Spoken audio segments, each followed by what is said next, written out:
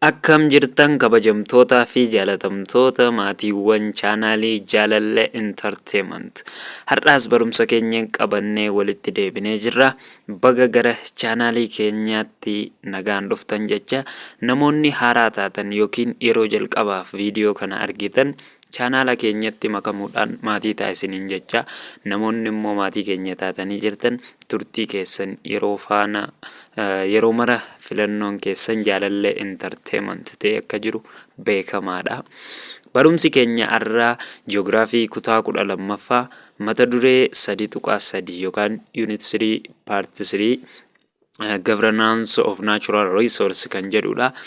Kana jechuun ammoo bulchiinsa qabeenya uumamaa jechuudha. Qabeenyi uumamaa akkamitti bulfama, akkamitti maaneej ta'a waan jedhu kan waliin ilaallu ta'a. Hamma dhuma sagantaa keenyaatti nu faana turaa, ce'umsa booda walitti deebina. Halkanii fi guyyaa yaanni koo si biraa ni miidhamta jedhee taa'eetiin iraara. Natural resource governance refers to the norms, institution, and process that determine how power and responsibility over natural resources are exercised. Kana jechuun bulchiinsi qabeenya uumamaa jechuun yookaan bulchiinsa qabeenya uumamaa jechuun seera, dhaabbilee fi adeemsa aangoo fi itti gaafatamummaa qabeenya uumamaa irratti akkamiin akka raawwatamu yookaan exercised ta'uu kan to'atudha. Kana jechuun immoo how to discussion are checking and how citizens, women, men, indigenous people, and the local community participate in and benefit from the management of natural resources jedha. Kana jechuun wanni kuni murtiin akkamitti akka kennamu, akkasumas lammiileen dubartoonni, lammiileen dhiirotaa, akkasuma ummattoonni dhalootaan biyya sana jiraatanii fi hawaasni naannoo bulchiinsa qabeenya uumamaa kana keessatti akkamitti akka hirmaatanii fi akkasuma immoo akkamitti irraa fayyadamoo ta'anii akka jiran wanni murteessaan waan kana kan argisiisu jechuudha. Natural resource governance is increasingly contentious in view of the over exploitation of natural resources jedha. Kana jechuun bulchiinsi qabeenya uumamaa garmalee fayyadamuu, akkasuma immoo the environmental degradation that result from excessive farming and mining and the destruction of livelihood in locality where such exploitation takes place jedha. Kana jechuun manca'insa naannoo qonnaa kan jedhamu yookiin immoo environmental degradation kan jedhu waan kanaa fi albuuda garmalee irraa kan ka'e naannoowwan fayyadamni akkasii itti raawwataman, qotiinsi humnaa olii itti fayyadamu kan manca'insa qotiinsaa jedhamu kun, akkasuma naannoo albuudni humnaa ol irraa baafamu, naannoo akkasii san keessatti jireenya balleessuu ilaalcha keessa galchuudhaan waan falmisiisaa ta'aa dhufee jira jechuu. Baddeen kana booda kanarra bulchiinsi qabeenya uumamaa fooyyessuu kuni mirga qabeenya uumamaa to'achuu guutuu kan seeraan kennameefidha.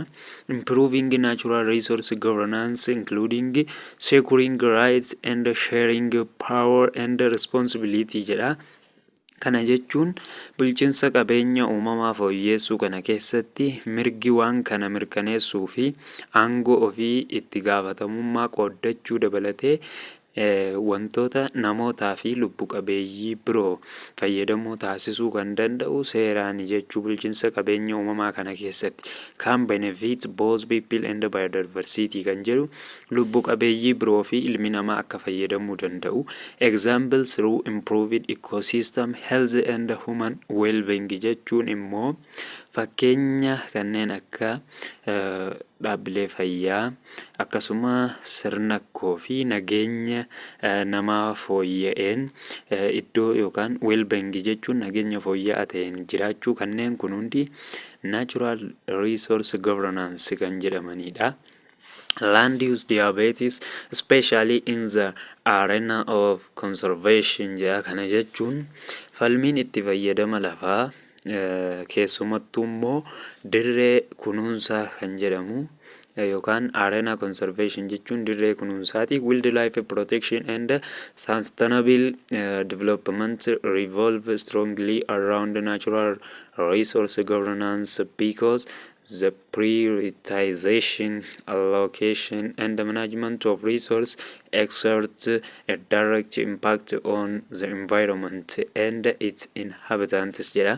Kana jechuun bineensota bosonaaf eegumsi bineensota bosonaatiif godhamu dirree kunuunsuu kan jenne arena conservation sanirratti wantoonni akkanaa kunii fi misoomni itti fufinsa qabu irratti dursa kennuun ramaddii fi bulchiinsi qabeenya naannoo fi jiraattota isaa irratti dhiibbaa kallattii waan qabuuf bulchiinsa qabeenya uumamaa irratti ciminaan kan naanna'uudha yookaan immoo ciminaan wanni kuni kan irratti deddeebi'ee mul'atudha jechuun naanna'u jechuun falmii akkanaa kana keessatti wanti mul'atu waamicha qabeenya uumamaa fayyadamuun haala hamaa dandeettii dhaloonni egeree fedhii ofii guutuuf qabu osoo hin miidhin fedhii yeroo ammaa guutuun akka raawwatamutti ta'uu qaba jechuudha. Wanti implicit in such debate in the call of exploitation of natural resources to be carried out in a manner extent that meets the needs of the present without compromising the ability of the future generation to meet their own needs kan jedhu kaniin amma afaan oromootiin dubbadhe sani jechuudha. Falmiin akkanaa kana keessatti wantoonni mul'atan waamicha qabeenya uumamaa fayyadamuudhaan haala ammaa kana jiru kanaan dandeettii dhaloonni hegere yookaan future generation kan jedhu kuni fedhii qabeenya uumamaa kana qabanii irraa fayyadamuun fedhii isaanii guutuuf qaban otoo fedhii isaanii saniin miidhin yeroo ammaa kana fedhii jiru akka guutumutti exercise ta'uu qaba yookiin raawwatamuu qaba. Indigenous communities are particularly affected by exploitation of natural resources such as monoculture, farming, industrial fishing, logging, mining and dam construction jedha. Kana jechuun keessumattuu hawaasni dhalootaan jiraatan barabaraan namni akkuma wal dhaalaa deemu qabeenya uumamaa kanneen akka qonnaa kan monoculture jedhamu akkasuma qurxummii industirii qabeenya muka kan bosonaa jechuu albuuda baasuu fi ijaarsa hidhaatiin miidhamuu malu jechuu. Dhaloonni hidhi tokko akkuma Itoophiyaan amma hidha haaromsa guddicha kana ijaaraa jirtu kun kan fayyadu future generationiif jechuu. Amma bu'aan isaa mul'atu illee caalaatti dhaloota dhufuuf kan bu'a qabeessa ta'udha. This is why a central feature of natural resource governance pertains in indigenous self-determination and tenure rights jedha. Kana jechuun wanni kuni sababa kanaafidha amala giddugaleessaa bulchiinsa qabeenya uumamaa hiree murteeffannaa dhalootaa fi mirga qabiyyee lafaa kan ilaallatudha jechuu. Haalli kuni self determination jechuun hiree ofii murteeffachuu jechuudha. Unfortunately jedha. Kana jechuun kan nama dhibu wanti baay'ee nama dhibu yookaan namaaf hin mijanne. The national legal frameworks of many countries have yet to accord the indigenous people sufficient recognition of their customary lands and the stewardship of their environment. Kana jechuun wanni baay'ee ulfaataa ta'e bu'uuraaleen seeraa seerri biyyoolessaa biyyoota hedduudha. Ammallee namoota dhalootaan jiraniif lafa aadaa isaanii fi bulchiinsa naannoo isaaniif beekamtii gahaa kennuu hin dandeenye jedha. Biyyoonni hedduun biyya keenya qofa otoo hin taane waa'ee kanarratti rakkootu jira jechuudha. Gama seeraatiin wal qabateeti rakkoon kan jiru, gama aadaatiin alatti seeraan wanni kaa'ame hin jiru. This is despite the extent of international conventions that advocate indigenous self-determination and self-governance jedha. Kana jechuun wanni kunis waliigalteen idil addunyaa hiree murteeffannaa ofiin of bulchuu dhaloota leellisan waliigalteen sun jiraatuu isaa waan mirkaneessuudha. For example, fakkeenyaaf Article 10 of the UN Declaration on the Rights of Indigenous People or UNDRIP kana jechuun fakkeenyaaf labsiin mirgoota dhaloota mootummoota gamtoomanii yookaan UNDRIP jedhamu kana keessatti keewwata 10 irratti akka kaa'amee jirutti states that indigenous people should not be forcibly removed from their lands jedha. Kana jechuun immoo ummattoonni dhalootaan jiraatan lafa isaanii irraa humnaan baafamuu akka hin qabne yookaan baafamuun akka hin danda'amne seera kanaan irratti waliigalamee jira. And where relocation takes place, it must be with the free, prior and informed consent of the indigenous people concerned, coupled with fair and just compensation. United Nations 2007 jedha. Kana jechuun wanni kuni bakka jijjiirraa raawwatamuun ni danda'ama akka seera waliigaltee sanitti. Garuu kan raawwatamu hayyama bilisa ta'een yookaan must be with the free prior kan jedhu kana jechuudha. Nama bilisa ta'e fedhii isaatiin iddoo jijjiirachuu danda'a yookaan waa'ee sanii dursee odeeffannoo ummattoota dhalootaan dhimmi ilaallatuun beenyaa haqa qabeessaa fi haqa qabeessa ta'een wal qabatee waan ta'uu qabudha jechuudhaan seerri United Nation yookaan dhaabbata biyyoota gamtoomanii 2007tti ba'e waa'ee kanaa lafa kaa'eeti jira. Similarly jedha haaluma wal fakkaatuun the Convention on Biological Diversity or CBD recognizes that communities are inextricably linked to their territory and that the preservation of traditional knowledge is crucial to conservation and the biological diversity jedha. Kana jechuun konvenshiniin heddummina lubbu qabeeyyii yookaan heddummina baayoloojii CPD jedhamu hawaasni naannoo isaanii waliin walitti hidhaminsa addaan hin cinne akka qabaatan kan irratti waliif galamedha. Akkasumas immoo beekumsa aadaa kunuunsuun kunuunsaa fi garaagarummaa baayoloojiitiif murteessaa ta'uu isaa waliigaltee kanarratti beekame yookaan recognized ta'ee hubatamee ture jechuudha.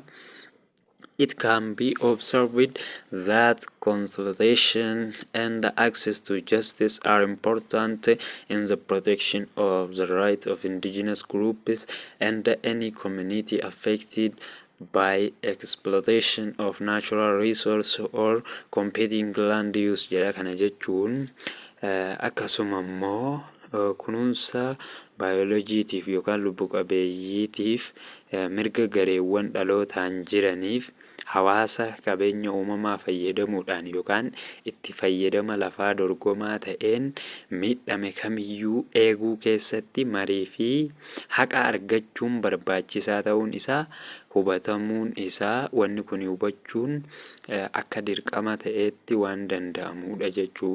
Itti fayyadamni lafaa fi akkasuma immoo yoo lafa itti fayyadama irratti qaamni dorgomaa ta'e tokkoon waa miidhamni dhufe where the right to consultation is denied, an effective natural resource governance framework should provide the proper administrative or legal avenues of redress to the communities concerned jedha. Kana jechuun bakki mirgi marii dhorkametti yookaan mirgi lafa ofii irratti mari'achuu dhorkametti bu'uurri bulchiinsa qabeenya uumamaa bu'a qabeessa ta'e hawaasa dhimmi ilaallatuuf karaalee barbaachisaa yookaan karaa seera sirrii ta'een furmaata kennamuu fi qaba jechuudha.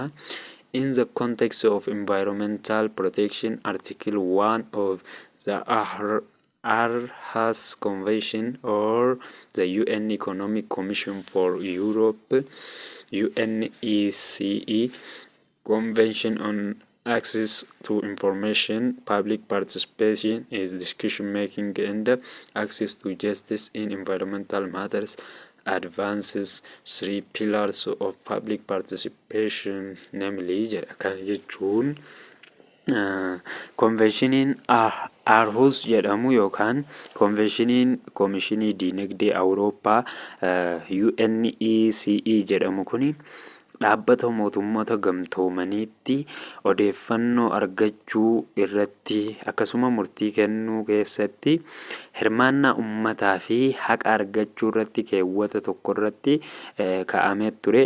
Dhimmi naannoodhaa utubaawwan hirmaannaa ummataa 3 tarkaanfachiisuu akka danda'u kaa'amee jira. Namely jechuun isaanis jedha utubaawwan 3 san tokkoffaa the right of access to information jedha, mirga odeeffannoo argachuuti.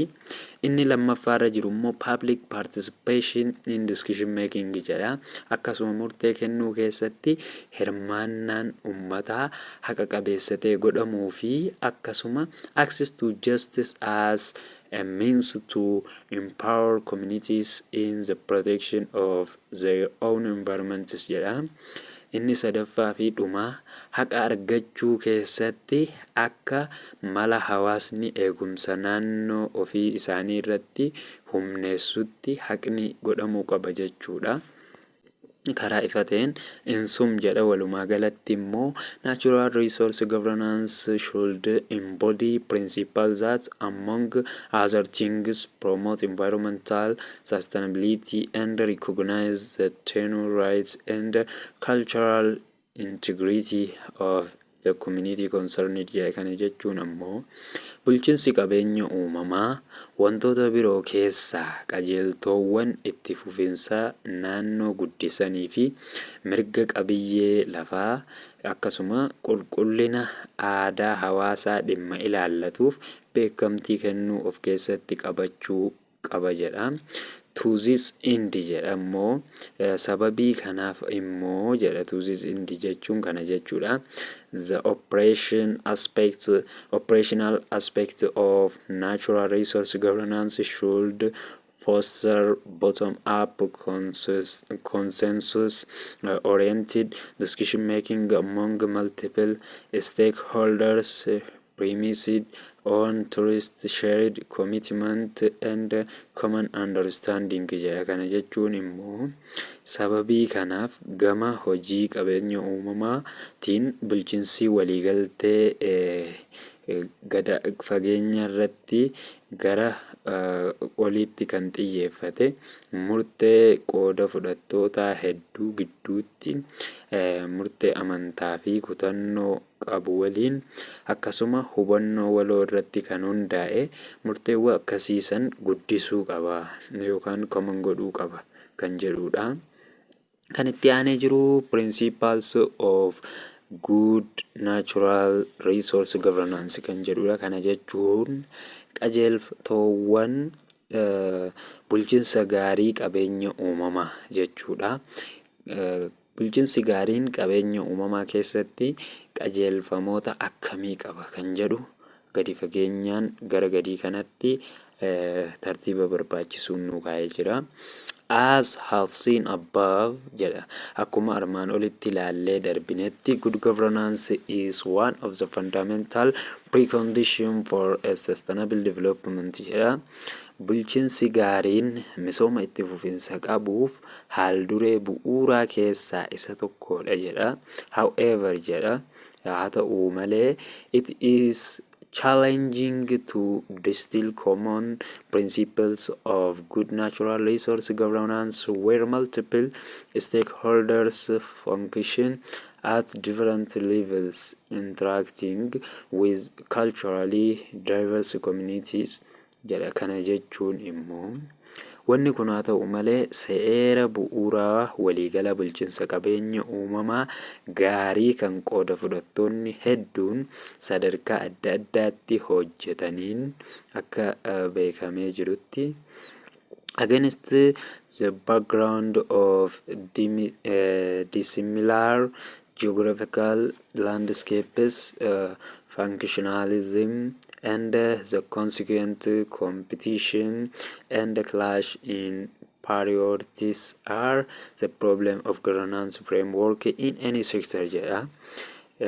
Hawaasa aadaa keessatti yookaan qooda fudhattoota sadarkaa adda addaatiin hojjetan keessatti wantoonni aadaa adda addaa waliin wal quunnaman dubbee teessuma lafaa wal hin fakkaanne irratti distiilii gochuun qormaata garee fi akkasuma dorgommii wal dhabdeen dura faa kennuudhaan sababii kanarraa kan ka'e rakkoon bu'uuraa bulchiinsa damee kamiyyuu keessatti mul'achuu ni danda'a jedha. Kana jechuun bulchiinsi tokko gaarii ta'ullee haalli bulchiinsi sun itti qabatamu ummata ittiin buluuf qabeenyi uummanni suni bulchiinsa gaarii qabeenya uumamaa san qabu waan murteessaadha jechuudha.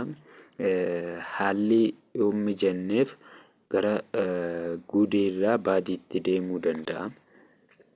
Robust laws jedha. Kana jechuun seerotni institution policy and process can help reduce the vulnerability of population to renewable resources scarcity, resolve disputes between competing interests, and prevent conflict to over resource access, ownership, control, and management.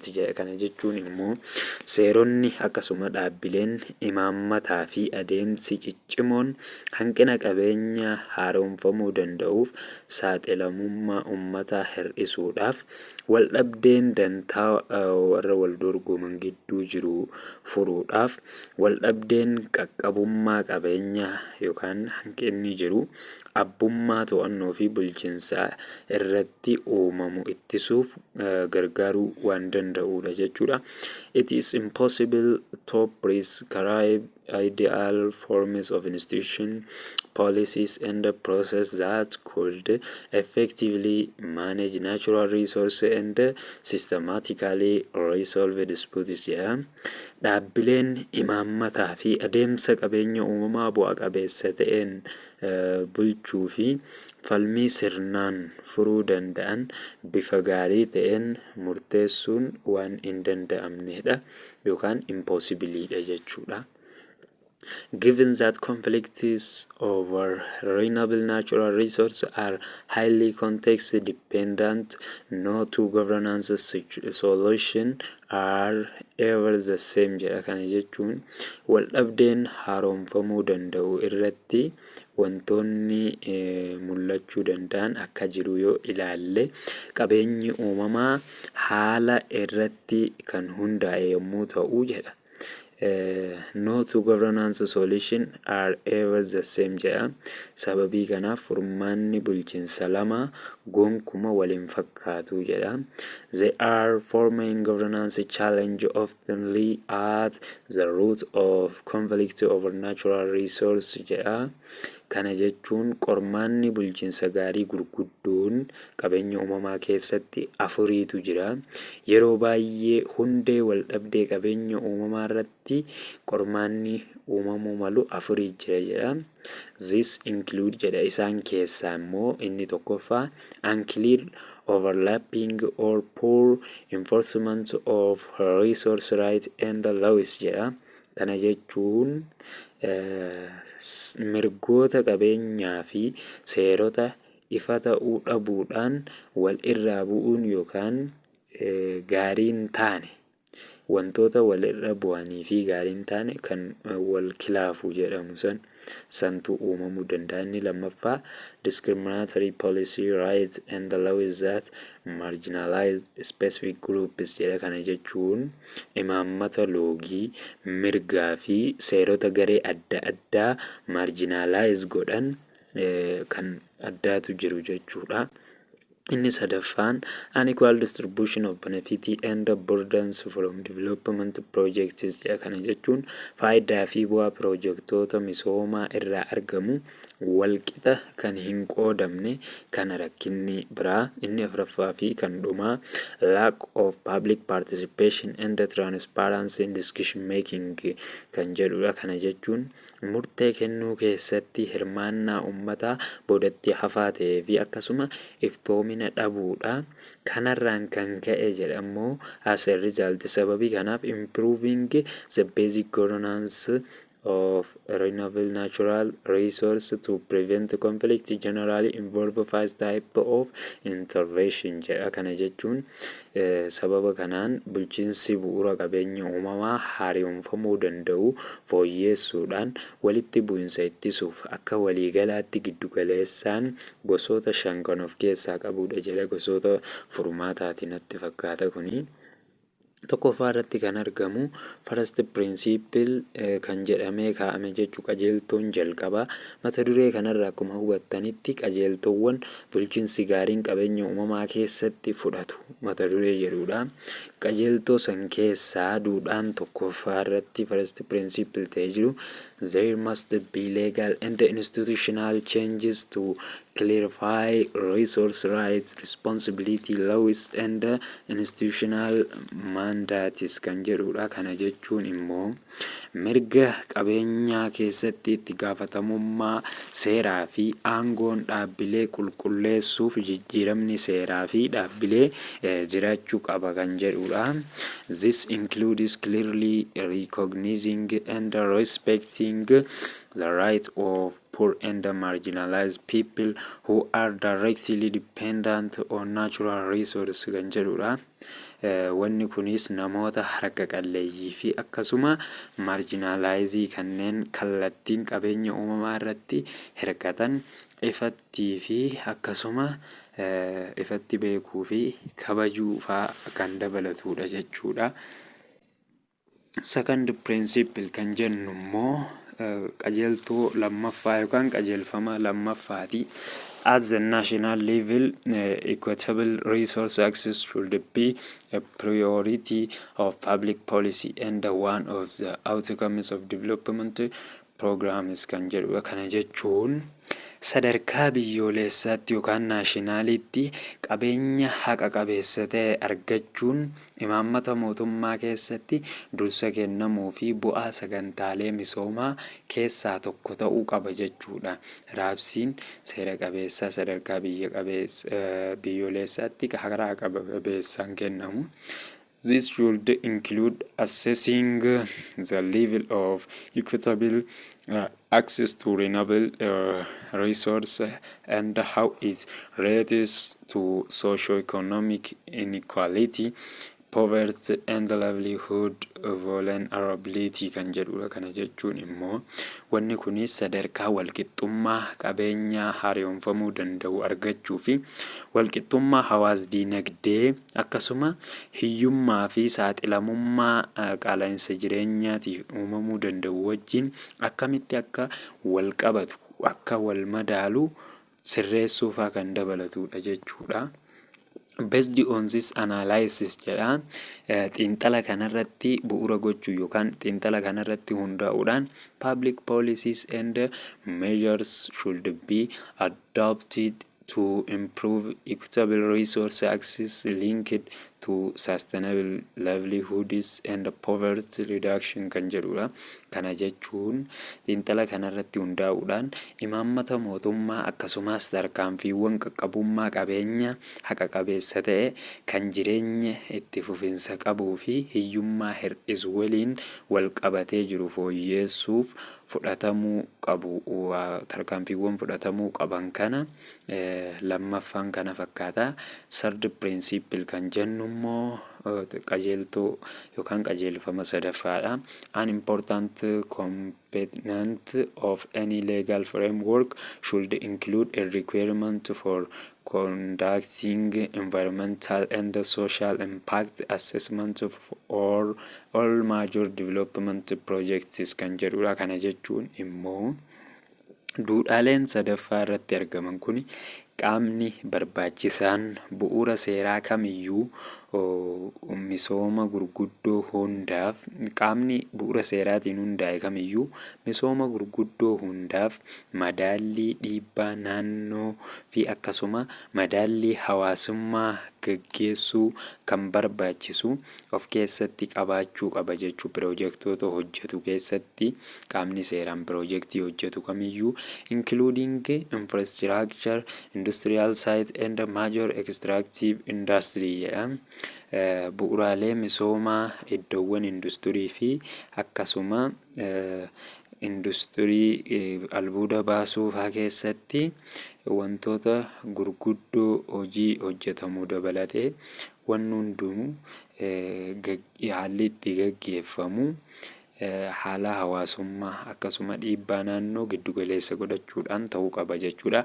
Impact assessment should be conducted in a transparent way involving key stakeholders and made publicly available jedha. Kana jechuun immoo madaalliin dhiibbaa qooda fudhattoota ijoo hirmaachisuudhaan karaa iftoomina qabuun gaggeeffamuu fi ummataaf ifa ta'uu qaba jechuudha. Wanni gaggeeffamu kunis fourth principle kan jennu qajeelfama afraffaadha.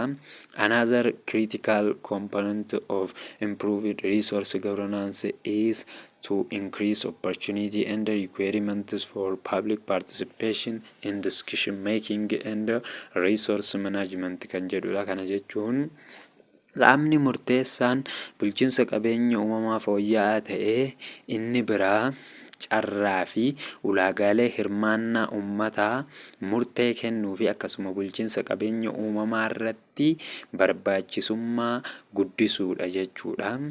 Community based and collaborative management approaches are often used as a solution jedha. Akkasuma immoo yeroo baay'ee mala bulchiinsa hawaasaa irratti hundaa'ee fi walta'iinsa akka furmaataatti fayyadamuun kan danda'amudha jechuudha. Fifth principle yookaan qajeelfamni inni dhumaa kan shanaffaadha jechuudha. Even where resource rights are clarified, environmental and social impact assessment are conducted and public participation in decision making is enhanced jedha. Kana jechuun mirgi bakka mirgi qabeenya itti qulqullaa'uu fi madaallii dhiibbaa naannoo fi dhiibbaa hawaasummaatiin kan gaggeeffamuu fi hirmaannaa ummataa murtee kennuu keessatti waan guddaa ta'ullee jedha. Unexpected impacts or renewable resource can emerge as an normal part of the development process jedha. Dhiibbaan hin eegamne tokko qabeenya hariyoomfamuu danda'u irratti akka qaama adeemsa misooma idilee ta'etti mul'achuu mala yookaan mul'achuu danda'a jedhamee kan kaa'amee jirudha jechuudha. Dhiibbaan kitaaba irratti kaa'amee jiru environmentaalii fi social impactii ta'ullee garuu dhiibbaan hin eegamne mudachuu kan maludha.